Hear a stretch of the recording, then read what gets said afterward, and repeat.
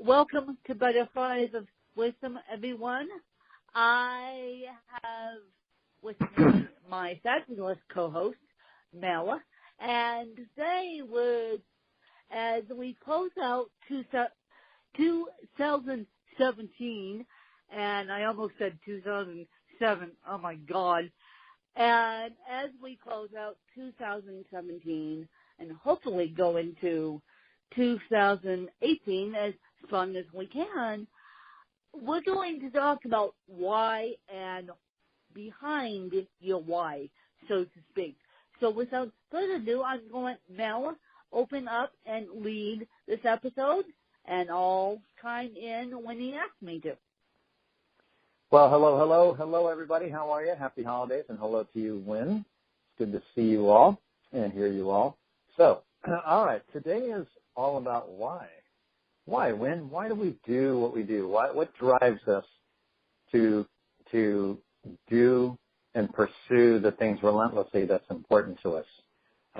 It is the necessary fuel and inspiration behind the madness, right? It's the necessary thing that you have to have. Otherwise, all you're doing is you're willing yourself through motivation, and that's strictly mental, and that's just going to drain you. You have to have an internal alignment between your heart and your mind in the reasoning as to why you do the things that you do every day. So, how about you, Wynn? Why is it that you do what you do, and what is your why? What drives you to shift? What has driven you to shift your personal universe, to pursue your degree, to be a fashion journalist, and what gets you up in the morning and going? Okay. Well, a lot of you don't know this, but as we all get older, our body changes. And so when I was doing the Kona Ironman, which was a thrill in itself to be a competitor, I thought, well, why can't I start interviewing people? Why can't I start interviewing people who come out of the water or across the finish line at the Kona Ironman? And then I thought, well, since my back is going to get, actually, I shouldn't say that. It can't get worse, but my legs could get worse. So God forbid if they do. Well, what am I going to do if I can't run around and teach kids anymore? And no, I was thinking about that at the time when I did the Kona Ironman. So at that night after the competition, I thought about it. It sat on my heart until last March that I was going to do something in journalism because, unfortunately, which is a problem, I have the gift of the gap. So when you get me in a talkative mood, I can't shut up enough to let people in.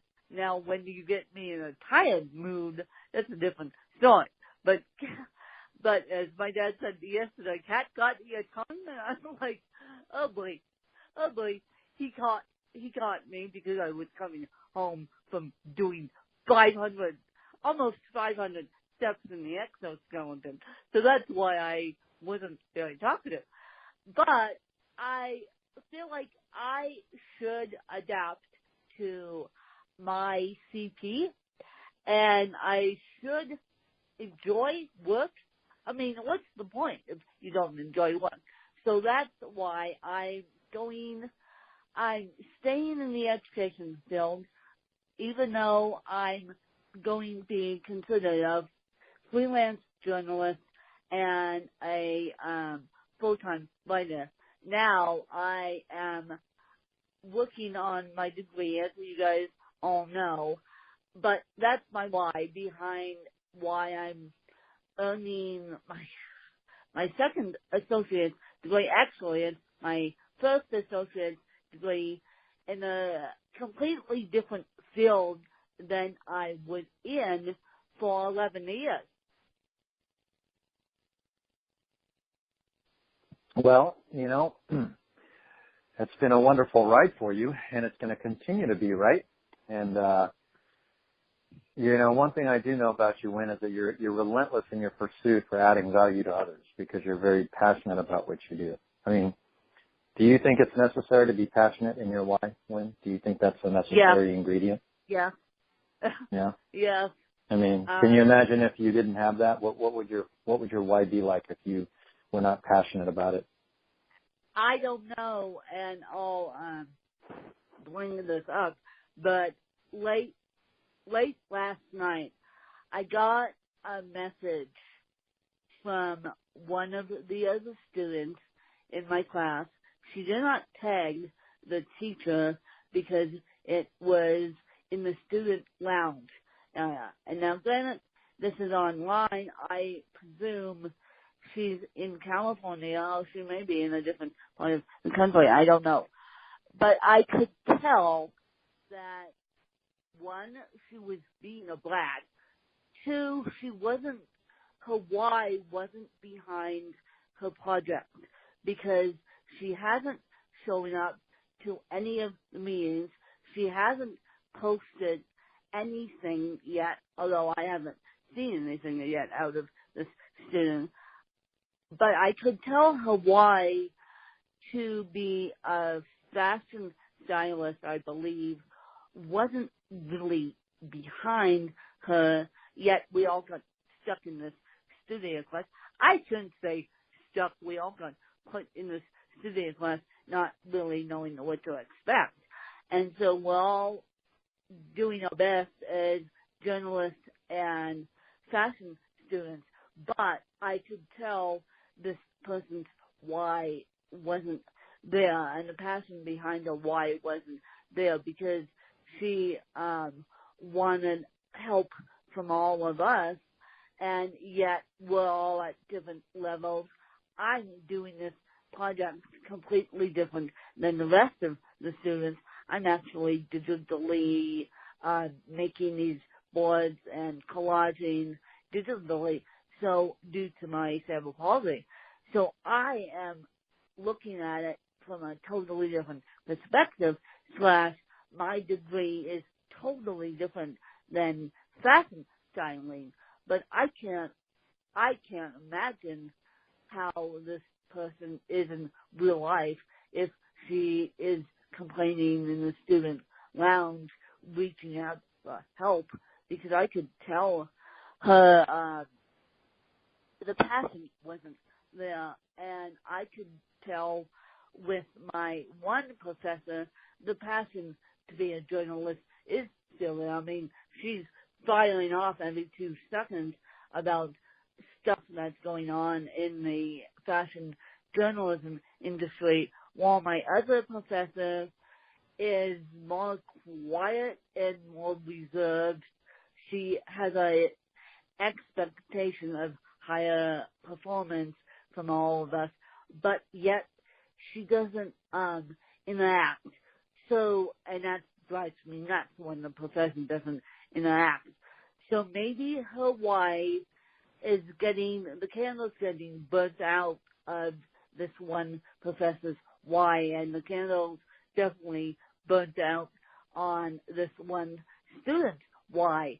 But I would say if you don't have passion behind the why, I'm sorry, we can't help you. Turn around, go lie under the covers again. Turn your lights off, go lie under the covers again.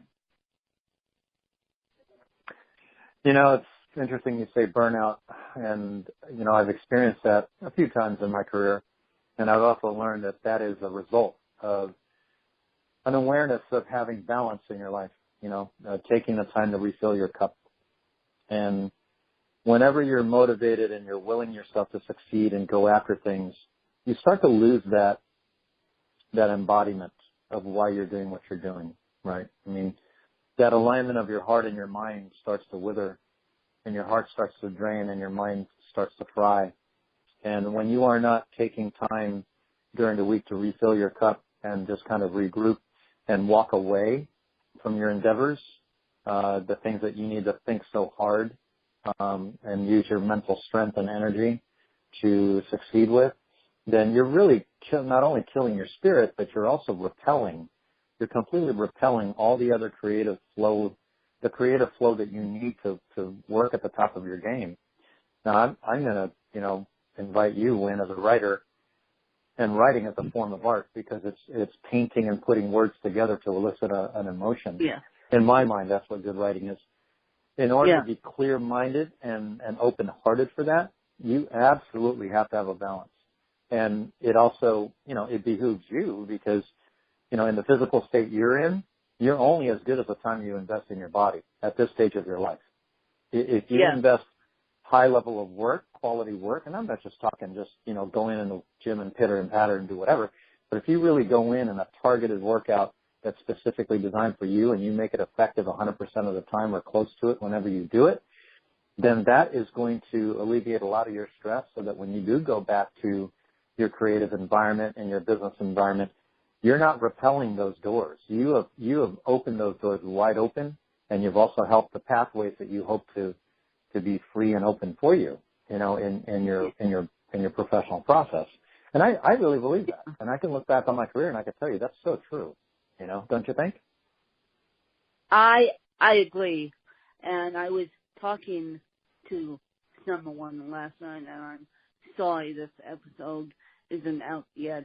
My episode on this person's podcast got all screwed up, unfortunately, and she said to me, well, there's ice storm, and I could tell she's lacking, again, the why behind what am I doing, because she kind of fell off the planet when she was doing National Non-Violent Month. I said to her, do you want to be my accountability buddy? And she goes, yeah, I do want to be your accountability buddy. And I'm like, okay, let's sign up on the website. And then 2 weeks into it, I go, excuse me, you're supposed to be my accountability buddy. What happened? And she goes, I am sad, I am stressed out, and sad about client work coming up that I can't work on my own book. And then I got a newsletter from this person saying that she put the wrong episode in the wrong feed for her podcast. And I'm like, you're bummed out. And then she goes, your episode is coming out. And I'm like, well, if you can't make a promise, don't do it. You're burnt out. And I'm trying not to get burnt out, but at this point, I'm trying to finish the semester strong. I don't want to be burnt out, but working out helps. Doing another creative endeavor helps.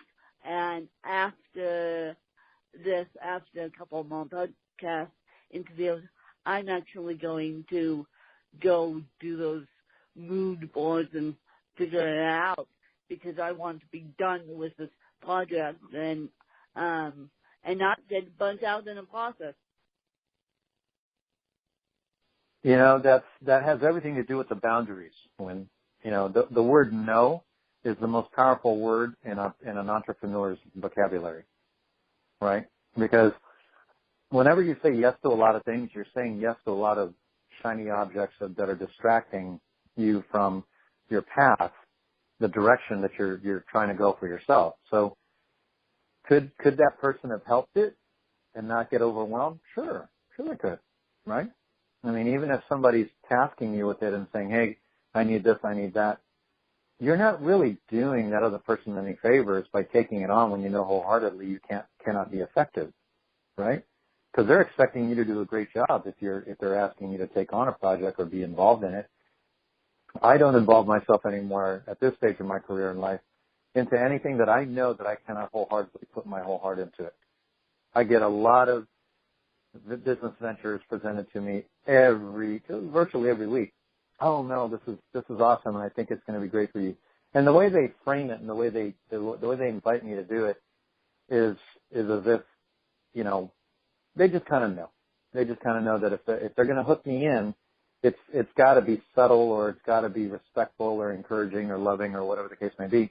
But at the end of the day, it's a pitch, right? It's like, no, you know, the message simply is, no, please do this. You'll make a lot of money on it, or it'll be good for you, or your clients will love it. It's still requiring my time and energy. If I'm going to succeed at anything, it's going to require my time and energy, right? So, you know, at this point, I'm not going to do anything or add anything in my toolbox, you know, or in my drafting table if I can't draw on it with everything I've got, right? Do you feel that way, Wynn? I do, and when I completely step away from the education field, I'm going to be more selective in my work. I've decided that I'll create good content. I will create good content, and then I will market the content to an extent, but I won't put my heart into something that I can't devote my heart and soul into, because granted, both my parents are baby boomers, and so I am trying to enjoy life, stop and smell the roses, and when my dad goes, do you want to go for a drive to sit down, my automatic response is yes, to spend time with him, and I typically spend time with him more than I did previously, because it's family we're talking about. It's family. If you don't have family support behind your why, and thank God that I do, I couldn't do it. My candle would already be burned out. And a lot of people think, including my BFF, thinks, oh, I'm going back to journalism school for those who can't speak. No, I'm going back to journalism school to help CP and to mold my career to my disability. Hello? I'm not getting any younger here, and I'm not getting any spring chicken here either. So I have aches and pains in my body like a 45-year-old, and I'm only 30. So, yeah, and so that's why I gave him sugar. And so now I'm going back to journalism school to help CP, and because you can write books anywhere, and I've been self-taught for 4 years, almost 5 years, and I thought, okay, something's got to give. I've got to learn from the professionals here, and now is the time to do it. Well, you know, that's how your life is unfolding, right? You know, all the moments leading up to that decision occurred so you can make that decision. And you got to be protective of that decision and the time that you're in it. You know what I mean? When you got to make sure that you're not distracted, and keeping a strong why and a strong reasoning behind it. And I really respect you and admire your advocacy of helping CP, people with CP, and just, or people around it, or people who know someone that they love that has CP. And it's a very community thing, right? It's not a singular thing where, you know, only a person of CP with CP is going to benefit from whatever you write. There's so much more for it. There's so much more that it affects, and that's what I like about it. You know, so. Well,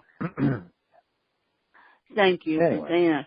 But I'm actually now working on a book. This is public knowledge. Then I'm actually working with a publisher on a book right now on not CP, scoliosis. Thank you very much. Because scoliosis, I can count on one hand about 10 people in my life that have had spinal fusions, and I'm one of them. And I'm a survivor of a spinal fusion.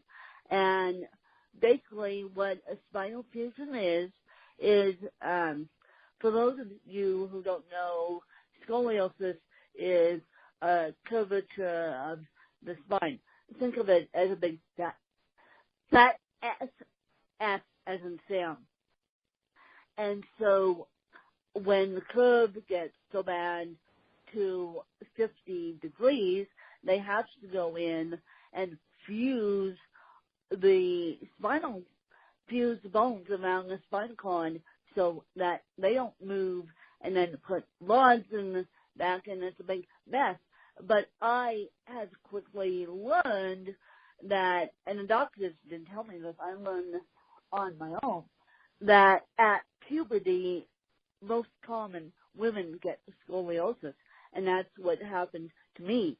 And I'm slowly but surely learning that able-bodied people get scoliosis just as much as the disabled, or even more so. So now I am hoping that that book touches a nerve with someone, and they put it on the New York Times bestseller list. But I am actually working on a book about scoliosis, because you guys need to know about all these disabilities, including scoliosis, including CP, which has nothing to do with scoliosis. Right. It's you got to be open to writing and being open to other subject matters, right? So what are some of the things that you're going to be working on as a writer in the future, Wynn? Can you give us an idea? Me? Well, if people want to hire me for freelance writing, I am going in, and here's another why. People are saying, why are you going in so high? Because I am worth it, the $500 that you will spend. And people, here's a myth about journalism that people don't really understand. You pitch a magazine and then you automatically get published. No, you pitch a magazine and then wait for their response, because you don't know if they want the human interest story, and you don't know if they want or not want the human interest story. And what journalists and professionals have told me is, right now we're sitting in December, most magazines are now working on their spring issues for 2018. That's how the journalism industry works. You have to be quick and on your feet, and that's how I am, and that's how I will be until the day I die. So what I'm going to be working on is fashion pieces, but I'm going to bring a diversity twist to it, because right now in the journalism field, there's not many journalists with cerebral palsy who practice journalism. In fact, I was talking to a young man this morning who runs a disabled travel site, and using his degree in journalism, believe it or not, he is very successful running that travel journalism site, and all his content comes from his users and himself and all that. So people are wanting him to do all this content because of his journalism degree, and I'm actually going to set up a podcast interview, and one of the things we're going to talk about not only is travel site, is journalism with cerebral palsy, because this young man, well, he's not young now, is living the alter ego of soon to be me, because when he told me that, my heart literally skipped a beat. I'm like, yeah, more journalists with physical disabilities and mental disabilities should be in the journalism field, especially in the fashion journalism field, because the fashion industry is so ridiculing. If you're not a toothpick model, you're not getting a modeling gig in LA or San Francisco. Geez. So I am trying to bring the diversity factor to the fashion industry. Now, we'll see if I can get a job freelance writing. Now, that's my next trick, is to get a job freelance writing. But if I don't get a job, I'll just become an author full time and quit my teaching job. Yes, I said quit my teaching job because my body can't do it anymore. Not mentally, my body physically can't be chasing kids until I'm 50 years old. It's funny as you're telling me, that you're hoping to get a job writing in fashion and whatnot in your dreams. I can't help but think of this video that I watched it was on Facebook regarding successful entrepreneurs, and it was about Jack Ma. I think his name is Jack Ma. He is the owner and founder and CEO of Alibaba, which would be China's answer to Amazon. And he is a billionaire, 31.4 times over. And I guess, he didn't speak English well. He was turned down by Harvard 10 times to attend there. He couldn't even make it as an employee at KFC, of all places, Out of 28 applicants, he was the one that was turned down for a second interview. And and when he was turned down by Harvard, he thought to himself, you know what? I should teach here. I should be a teacher instead of a student, And then, somewhere along the line, he did a search for beer online, and there was not anybody, I guess, in China that could deliver that to him. And so he had this brainchild of developing Alibaba, which is now, I think it's either the largest or the second largest next to Amazon as far as the purchasing site, right? So the lesson learned there is you're only as good as your imagination will take you, and you're only as good as your heart and mind will act upon, So no matter what your goal and endeavor is, it's up to you to win at the end. No pun intended, but it really is up to you to win. Intended. And you've won many times over. But the thing is, as you get older and as you get more refined in your goal, and you've become more refined, you've made some serious shifts in your life. You left teaching to go do this. You knew that in order to achieve what you wanted to achieve, you had to walk away from something else and open up another door, right? Well, okay? I haven't. Those decisions get harder, Quite left teaching yet. Well, you will, teaching day a week, but I will. Right. I will. You've set it in motion, so to speak. In order to be an effective fashion journalist, you cannot. I don't know if you're thinking you're going to live the best of both worlds, but I know one thing: in order to be effective and passionate at something, you have to focus. You have to focus only on that. I'm not, even though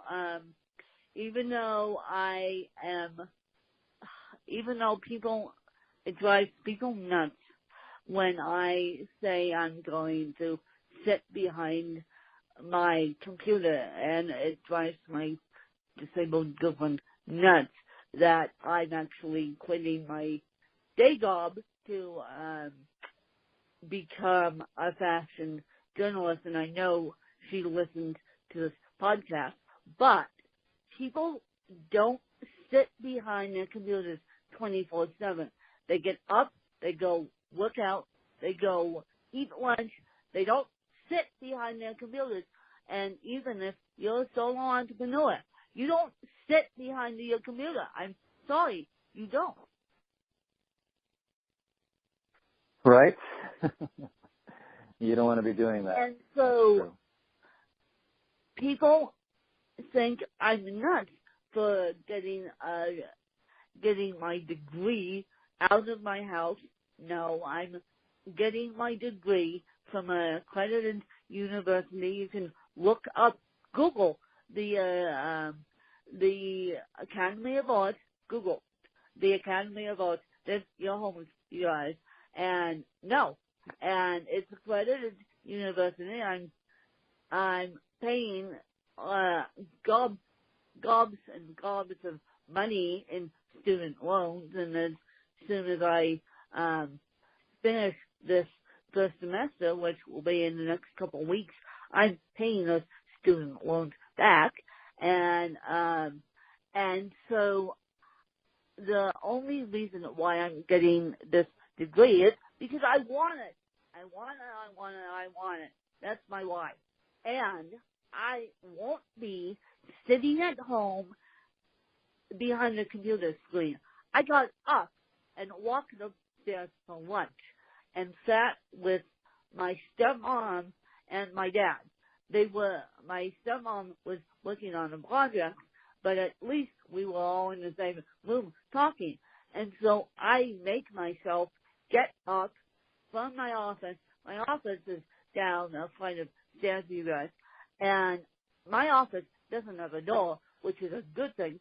So my office is at the end of a hallway without a door. And so I can see people that are walking in and out of there. And my mom came down and gave me something and whispered to me quietly and walked away and walked back upstairs. And so I am in a central station location here, and so I won't be sitting behind the computer. No, there's no way. I need to go to PT. There's no way a PT is coming here to do PT. So let me ask you this one. You said that your why is you want that degree, right? You want it so much. If you get that degree, do you feel that you will become what you want to be at that point? Is that the definition of your why? I mean, if you get this degree, that completes you? Is that how you're feeling? I'm just curious. I just want to understand. If I get this degree, and there's no if, it's when. When. Take the effing if out of it. See, I'm on a highway now. Take the effing if out of it. And you guys know what I'm trying to say here, but take the if out of it. But it's all about when. It's all about when. And right now I'm plowing through this degree with single F in my grades, and if that F still stands at the end of the semester, I'm planning to take that class again. And you guys know that. And put my heart and soul back into that class. And we're going to work even harder on that class than we already have. So my degree will define me as a journalist, because when I get on here on a podcasting mic and say I'm a journalist, I earned my degree out of the Academy of Arts, more people will give me credit than you know what to do with, because, and it's starting now. It's starting now that people know that I'm going back to school. People have given me more credit than I know what to do with, because a professional journalist coming on a podcast is more important than the average Joe. I'm sorry to all the average Joes out there, but I'm not doing this as a hobby. Thank you very much. I've been called the Hobby Podcast, but I'm not doing this as a hobby. I'm doing this as a side business here, even though I'm not going to make money off of it. I'm going to, in the moment I say that, a sponsor will come knocking on my door. And so I'm going to make money off my books and make money off my freelance writing. Thank you very much. So, Paul, just kind of indulge me here, Wynn. Let's say, is it possible that getting this degree is just part of the process which will give you the ability to impact the world of people who are surrounded or have CP, and that once you get the degree, it gives you the ability, the further ability, it just enhances the natural talent and gift that you have for writing to become a better storyteller and messenger to the world so that you can elicit the emotions and give them the feeling of success and whatever it is that you're trying to make them feel as a person either with or around CP. Is that kind of like the bigger picture more than just the degree? Yes. To answer your question, yes, but you're thinking small now. I'm sorry. I'm going to play devil's advocate here. You're thinking so small that it's not even funny. I want to help anyone who has a disability, anyone who has a disability. That's always been my goal since my mom died. Anyone who's been diagnosed with meningitis, for crying out loud, she died of meningitis. Anyone who's been diagnosed with a brain aneurysm, for crying out loud. Anyone with a disability, whether it be a chicken pox, I don't care. I don't care. It's not just about CT. It's about autism. It's about Asperger's. It's about, I was talking to a young man who freelance writes and does sci-fi fiction and makes all his characters have disabilities, and his name is Andy, and the episode is out today. And so the moment you guys hear this, go listen to Andy's episode. And he has Asperger's, and as part of his day job, he is a copywriter. And he writes fiction and fantasy on the side. And he's a very intelligent young man, my God. But Asperger's, unfortunately, gets lumped in autism. When you think about autism, you don't think about autism individually. Now, do you? You think about autism spectrum disorder as a whole thing. And so I want to help anyone with a disability or any caregiver who's helping a person with a disability. Thank you very much. End of tirade. Okay. No worries. My apologies for my short-sightedness. I forgot it's more of a global, it's a global service that you're trying to provide instead of a singular. My apologies for that. But my point being is the degree is not, to me, in my eyes, and my experience in working with clients, the degree itself as a tangibility is not your why. Your why is the ability to elicit the emotion at a very high level for all people in and out of disabilities, right? That's really what it is. Yeah. That's really what it is. It isn't, I mean, you get the degree, okay, great. You know what the degree is? It's just a pair of initials after your name. Okay, well, so what? Now what? What are you going to do with it? You know, so, right? You know? Yeah. In the copywriting field, don't want you to walk in without a degree. Trust me, I've looked, and they call in order for them being both rehab to pay for my program, they couldn't call me a freelance journalist. They had to call me a copywriter. Copywriter I'm not, but most degrees most jobs in the journalism field don't allow you to walk in off the streets without a degree. You have already amassed, and you will continue to amass a lot of content on your way to getting that degree as well. Yeah. That foundation is going to reinforce that degree. I mean, if you only got the degree, then you just started writing then, well, then you're really not going to get anywhere. So you're really servicing it from two areas there, and you're well on your way. All right. Number one, the biggest ingredient you have right now is the passion behind it. If this was just simply a mental goal or a will or a trophy you're hunting, then that's very short-lived. But I love the fact that your heart's behind it.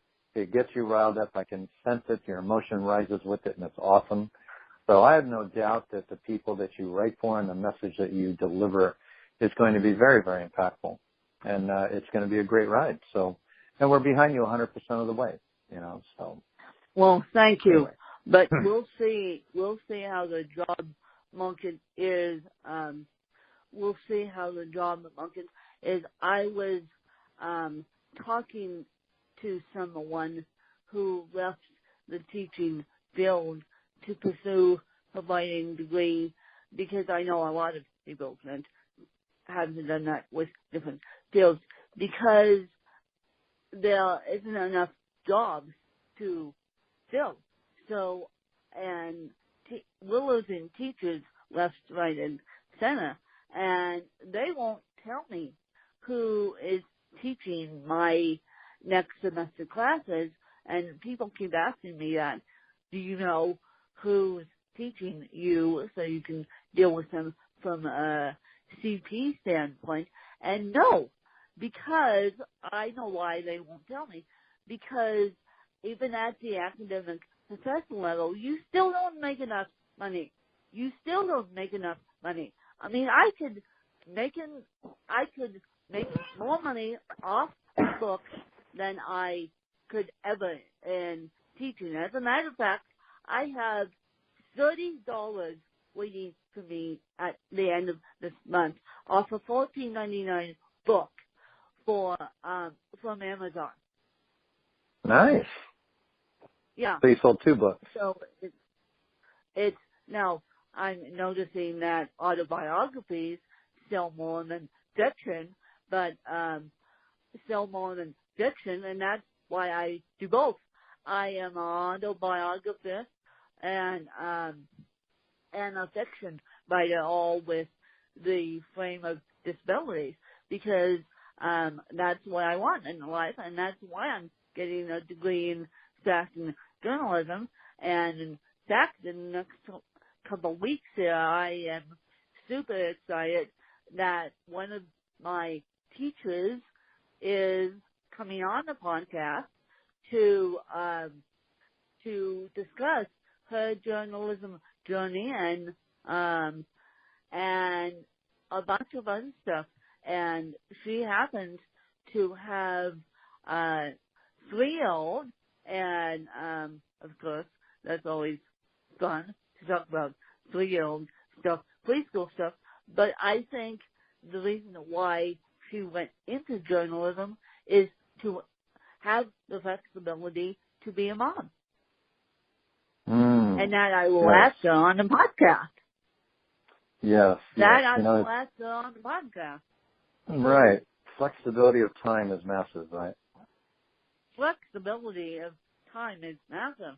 Yeah. Mhm. Yeah. Absolutely. It's one of the benefits of being an entrepreneur, provided that you're managing your time well and you're leading the action steps and leading your life instead of managing by crisis and not refilling your cup, which is why people burn out, right? So yeah, but that's why I don't believe in grinding. There's that whole grind and hustle theory that's out there. You don't need to grind and hustle. Just say the word grind. It's so negative. Why would I want to grind to success?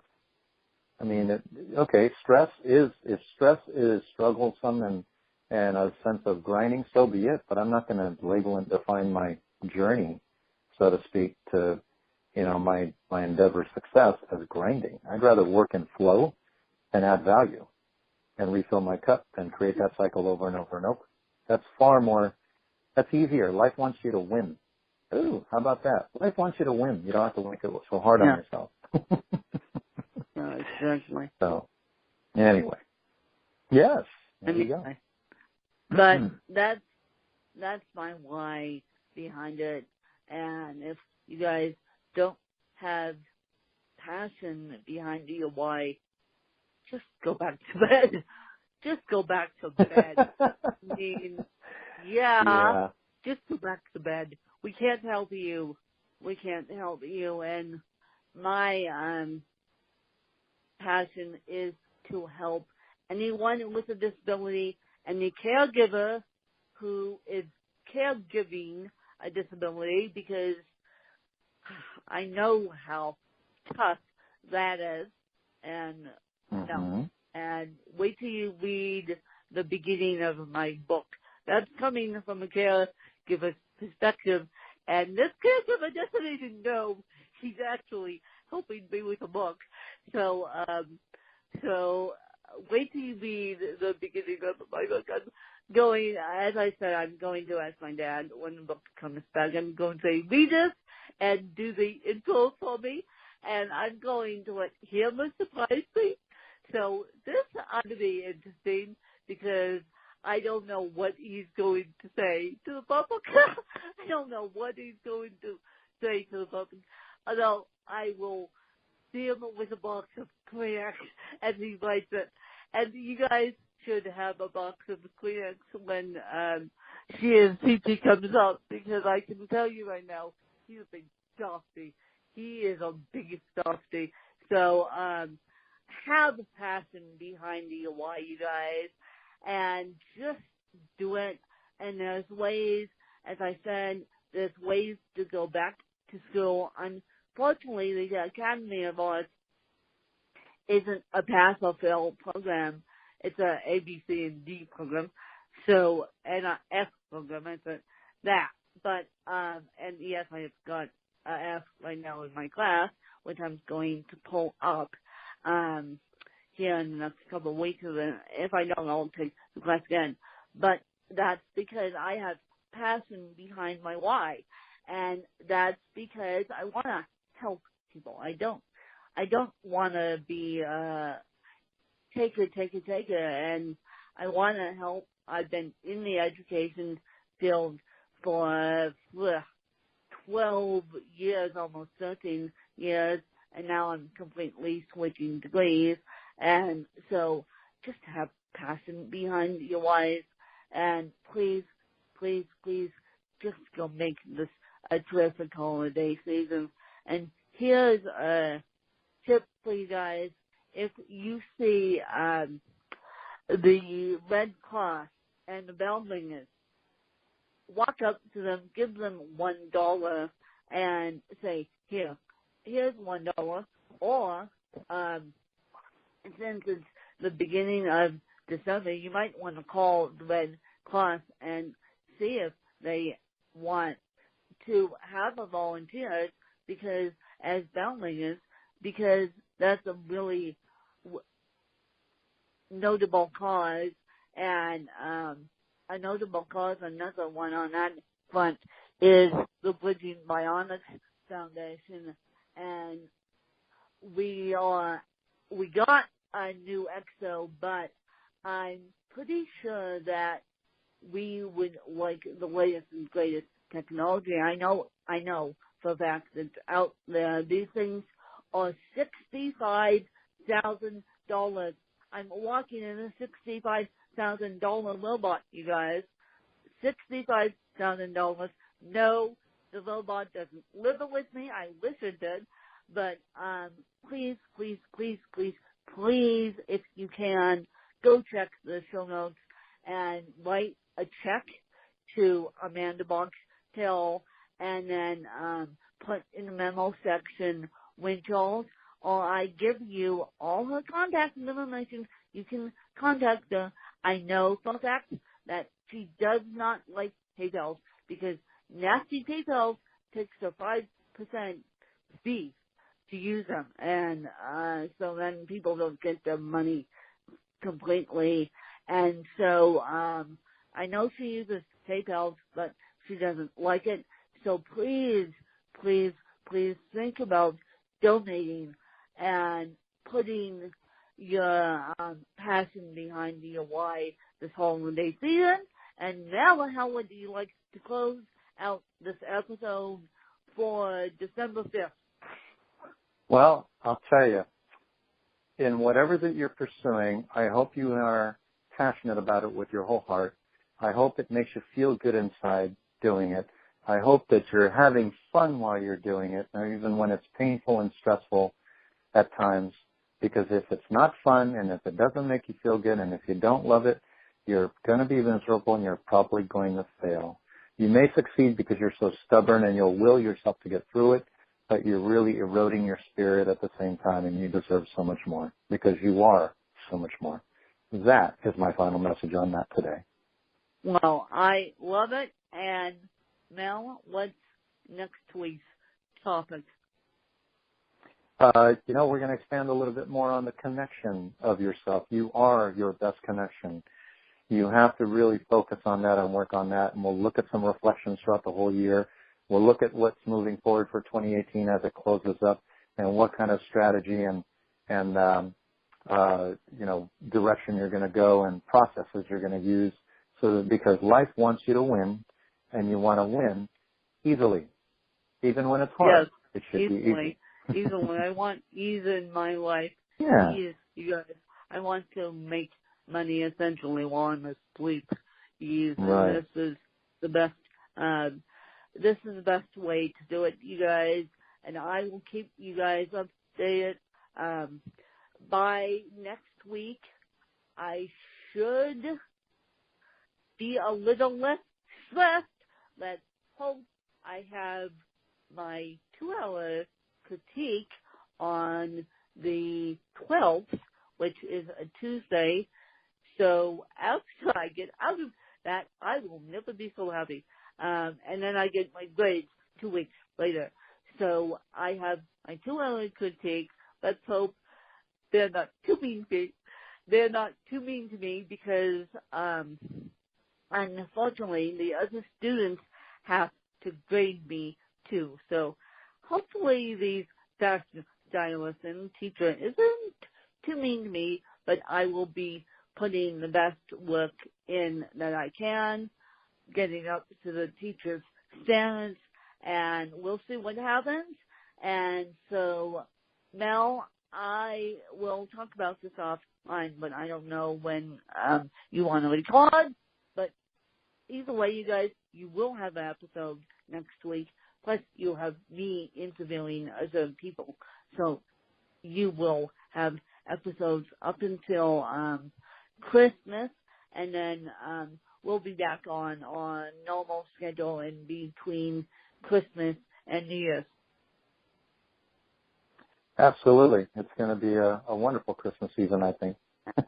Absolutely. So, there we go. Absolutely. And all right. I will we'll talk to you guys next week, and if you need to get a hold of me, you guys know where to find me on Twitter. I'm at Win Kelly, Kelly, Charles, CHARLEF, all one word, and of course the @ sign, and then I'll transfer those messages to Mel, or you can find him under Mel Martin or Fit Love Song on Facebook. How about that? Fit Love There you go. Song. Is that your Facebook handle, Mel? That's it, with a U. L-U-V, Fit Love Strong. You did it. Beautiful. Thank you. The Facebook handle. I remember the Facebook handle.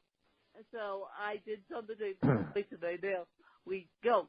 But we'll talk to you guys next week, and you guys have a wonderful week, and you guys will hear this episode today. Go back and listen to Andy's episode. He and I have a fantastic episode up, and just put the why behind your passion. Thanks to you guys. Take care. Bye-bye.